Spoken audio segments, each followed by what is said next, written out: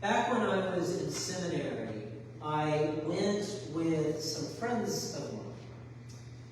And we all went, my friends and I together, to a mutual classmate's, a mutual friend of ours, church that we just happened to be able to go to while we were on break.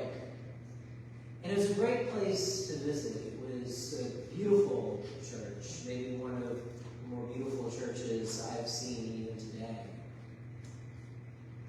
And over to the side in this church was this multimedia, I hesitate to call it art piece. And it was over to the side, not in the way of any of the main things of worship, but it still drew your eye to it just for the oddity. It was this mix of painting and sculpture. And if memory serves, it was trying to say something about the sacraments. Well, being seminarians, my friends and I saw this, were distracted by it because of its oddity, because of, frankly, some of the ugliness of the elements in this piece. And we're, of course, curious about it, as seminarians are wont to be. And one of my friends who was with us, the two of us had the opportunity after the service, just the two of us with the rector of the parish. And we took this opportunity in private to ask, what's going on with this piece? And the rector told us that basically what had happened is somebody in the parish had donated a sum of money to have this piece placed there, a sum of money that he could not say no to. And he regretted that. And there was a part of this piece, a sculpture of a little child. And he begged us, because this was a part of the sculpture that wasn't attached to anything, it was very easy to pick it up and take it away. And he begged us to do that. Begged us to take this piece away, as if taking it would somehow make it so the rest of the piece wouldn't work and he could take it away. Just get rid of this whole multimedia piece. If only this one little part of it got taken away. Now, we were both sympathetic to the rector. We certainly wanted to help, but we're also seminarians. And everything you do as a seminarian is put under a microscope. And certainly stealing something from a church would have been definitely something frowned upon. So neither of us wanted to risk our ordination to help this poor rector with what he was dealing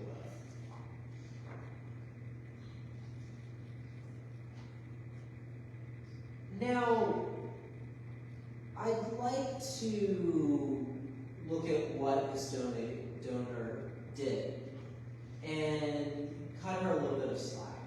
I think her heart was in the right place. I think with this, again, I hesitate to say art about this.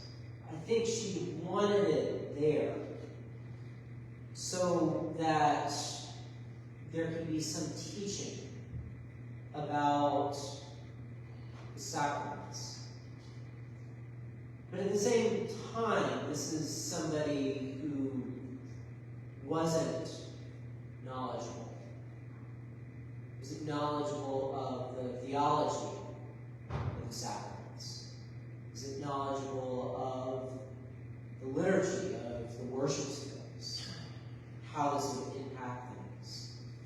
So instead of giving something that was a help, instead she gave something that was a hindrance, something that was an eyesore, that was distracting in what was otherwise a beautiful worship space.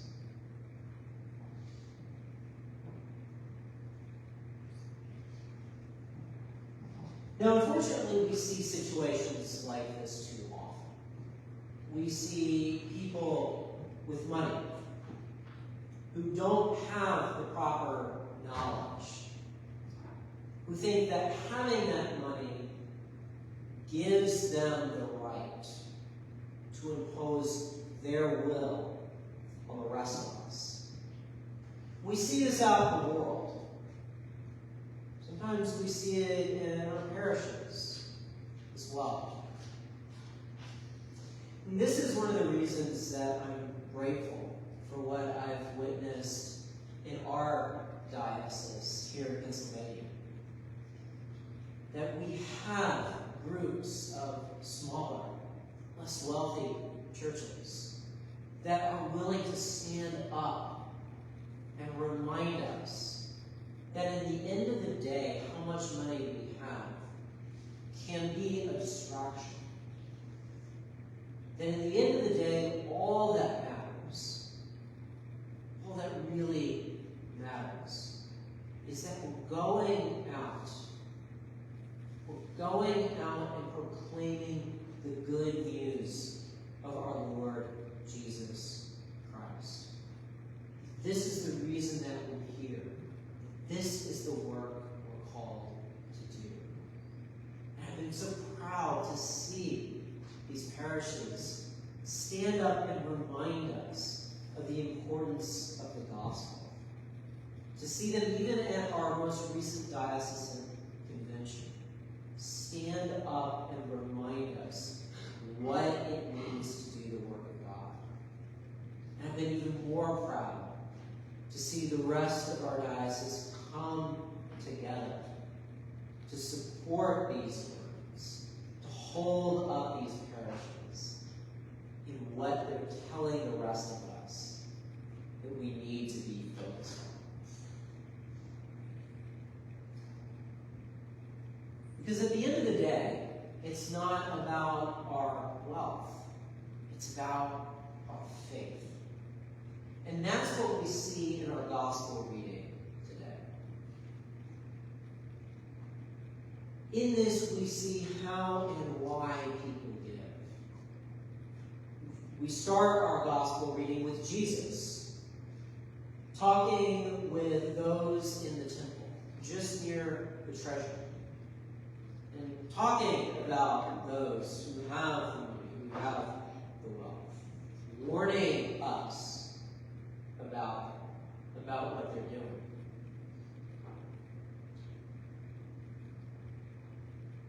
And as Jesus is warning us about this, we get to see what actually goes on in the treasury, in the temple. And to really understand what we're seeing in the gospel, we have to understand how the treasury mechanically works. Because what you have is this big horn-shaped device. And that's what people are throwing their coins into. So when you have somebody coming by with a lot of money, a lot of coins with them, you get this loud click, clap, click, clap, click, clap going on. Something that draws your attention in. Something that makes it so that you're looking at whoever it is that just threw all these coins in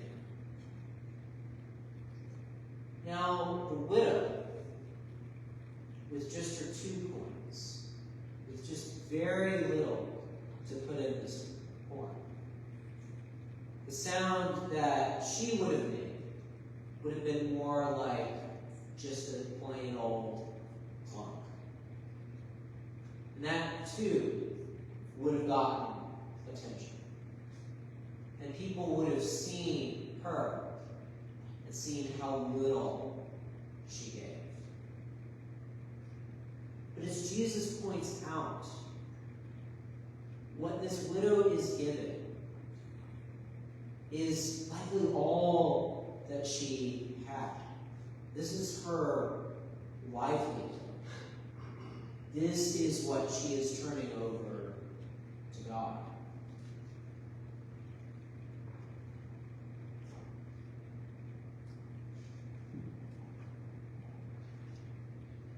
The point isn't how much we're given.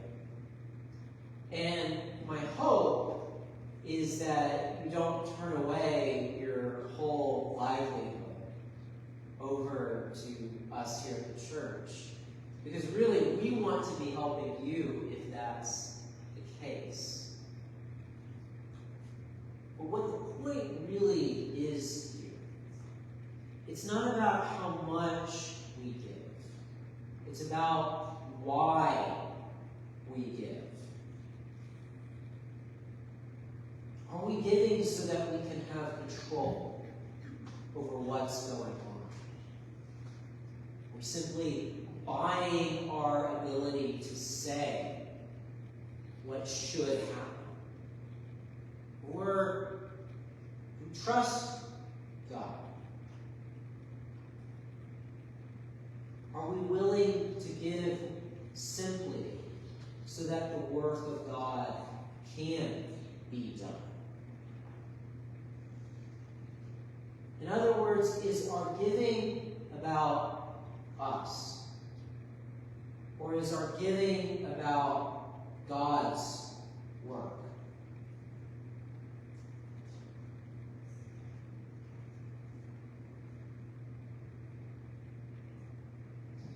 Now, if you've been paying attention this past year, and in particular these past several weeks and months, you know that the only reason that we are here is because of Jesus.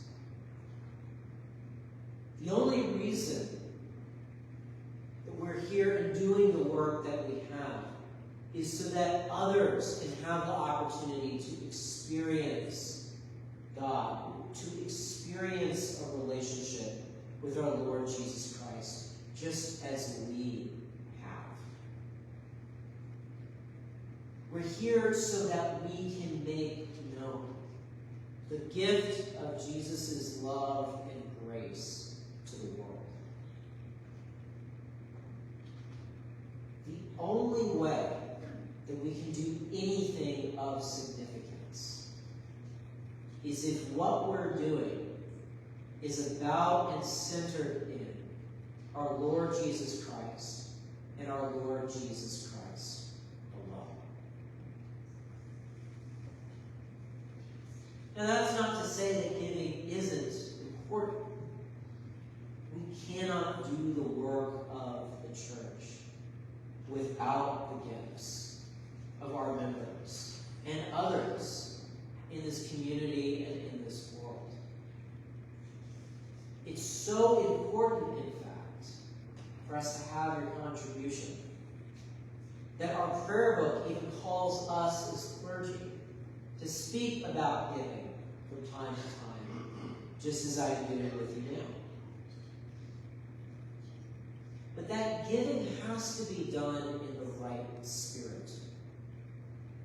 It cannot be done with strings attached. It has to be about furthering the good news of our Lord Jesus Christ in this area and in the entire world.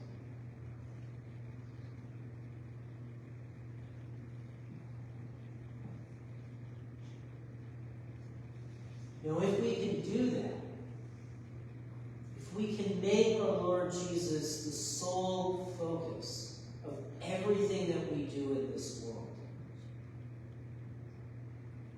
then we can do powerful things with even just the tiniest of morsels in our work.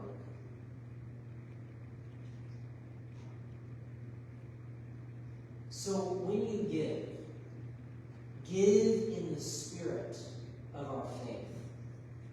Make Jesus the sole focus for all that we do. Because Jesus is all that we have. Jesus is all that we need.